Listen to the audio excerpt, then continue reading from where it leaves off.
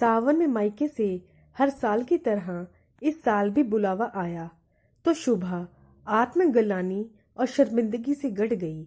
शुभा की शादी की 5वीं सालगिरह पर उसकी ननद कनाडा से 2 महीने के लिए अपने मायके आई थी। शादी में सिर्फ 3 दिन ही रही।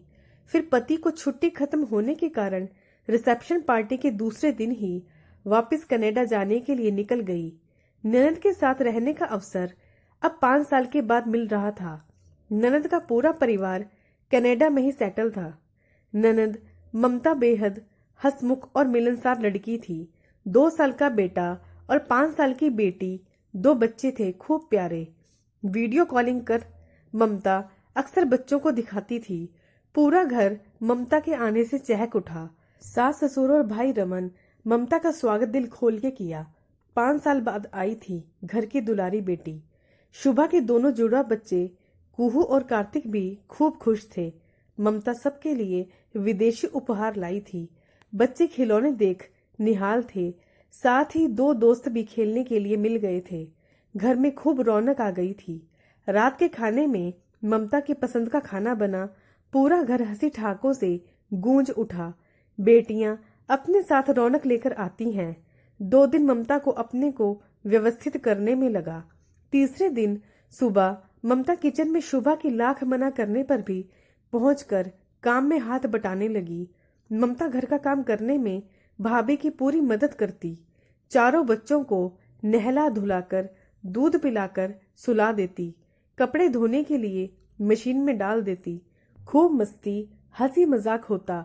एक दिन शुभा ने बातों बातों में ममता से कहा कि सलमान खान मेरा फेवरेट एक्टर है और बच्चों के जन्म के बाद मैंने कोई भी मूवी नहीं देखी है। ममता ने तुरंत ऑनलाइन मूवी के टिकट मंगवा लिए और बच्चों को अपने पास रखा और भाई भाभी को मूवी देखने के लिए भेज दिया। शुभा ने ममता को कभी भी अपनी माँ के साथ उसकी चुगली करते हुए नहीं सुना। शुभा की सास भी अपनी बेटी ममता के लिए जो भी सामान लाती शुभा को जरूर दिखाती। शुभा ने अपनी सास को कभी भी अपनी बेटी को छुपाकर पैसे देते हुए नहीं देखा।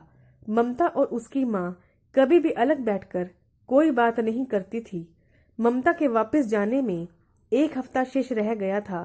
वापस जाने वाले दिन ममता अपनी भाभी के गले लगकर खूब रोई। बच्चे भी बुआ से लिपट लिपट कर रो रहे थे। ममता जाते जाते अपनी भाभी को एक बड़ी सीख देकर गई थी।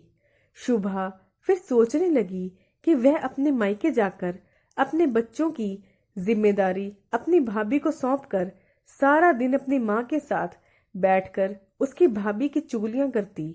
सारा दिन माँ के साथ सैर सपाटा करते हुए घूमती। शुभा की माँ छुप छुपाकर अपनी बेटी को पैसे देती और सोचती कि बेटी को क्या दे दूं। बेटी पर सारा घर लुटाने को घूमती। शुभा की भाभी माँ बेटियों को बीच बीच में चाय नाश्ता पहुंचाती रहती। घर का काम करते करते बच्चों को संभालते संभालते कई बार तो वह खुद भी खाना नहीं खा पाती, भूखे पेट ही सो जाती। एक बार शुभा ने अपनी भाई को अपनी पत्नी के लिए दूध और बिस्किट रात को अपने कमरे में ले जाते हुए देख लिया। उसने वही बात अपनी माँ को बता दी। अगली सुबह उसकी माँ ने अपने बेटे से पूछा कि तेरी पत्नी से रोटी नहीं खाई जाती क्या, जो उसके लिए दूध और बिस्किट लेकर जा रहा था। शुभा के भाई ने कहा कि नेहा को बुखार था, दवाई देने के लिए कुछ खिलाना जरूरी था। शुभा यह सब बातें सोचते हुए खूब रोने लगी और मन ही मन सोचने लगी कि अब मैं ऐसा व्यवहार अपने भाभी के साथ नहीं करूंगी।